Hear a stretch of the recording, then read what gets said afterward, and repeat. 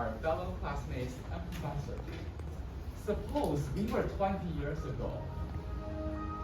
There was no AI helping us write effectively. And the Google back then was very not personalized. That it always gave us irrelevant results. But now, until now, let's just think about it. What if our favorite apps, like Google Docs, cannot be used anymore just because of privacy concerns? That's ridiculous and inconvenient, right? And so that means that we have been depending on the technology so much.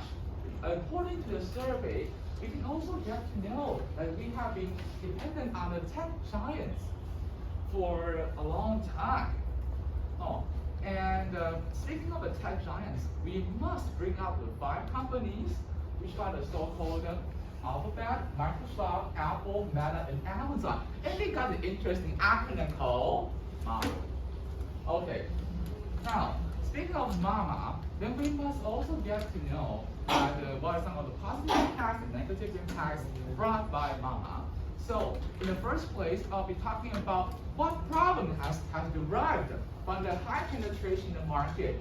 Then I will defend by saying that how these technologies, how these big tech giants have contributed to our society and bringing the positive impacts in the general and the charitable way.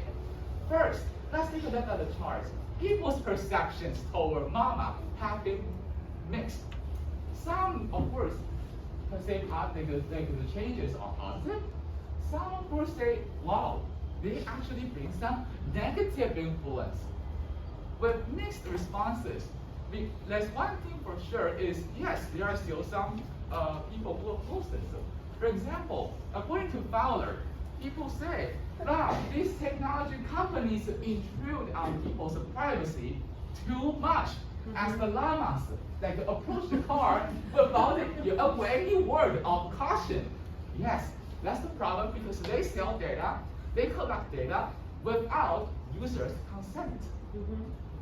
Another problem they have induced is, yes, unclear protocols. For example, Aaron Yan, a famous artist back several months ago, his post was removed from Facebook because the Facebook was triggered to remove his post out of nowhere.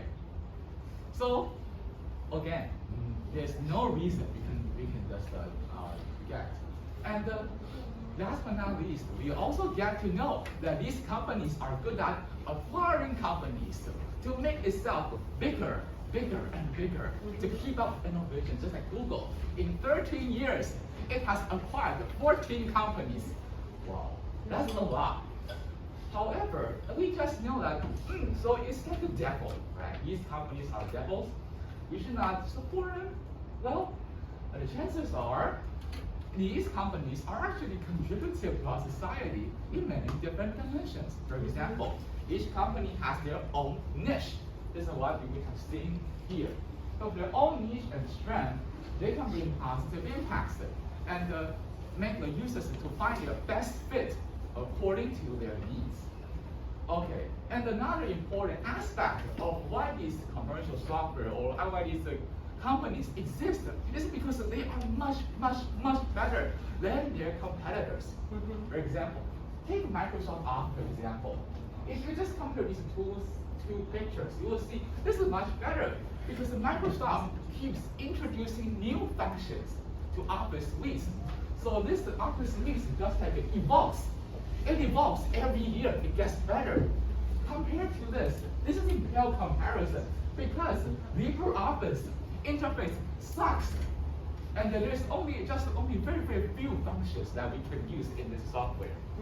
Okay, another way is that it not only provides high quality software, it also contributes to society, okay, to do the Sustainable Development Goals or SDGs. For example, Microsoft, initiated a program to help people empower with job skills back in 2020. And we must think, Oh, who did this? LinkedIn? Yes, LinkedIn led the project. Okay, but you might wonder, why do the three companies are all listed here? Because, well, they all belong to the same parent company called Microsoft. Another example is Meta. Meta in Taiwan has an XR Hub, which launched the education program on Metaverse. And they have even donated 600 devices, 600 to the public. Oh, so in sum, while we have known that these tech giants bring some downsides, what we cannot ignore is their upsides and their benefits they have brought to the society, is they help us to create a better world. And even better, because when these users, they form communities, they form bigger communities.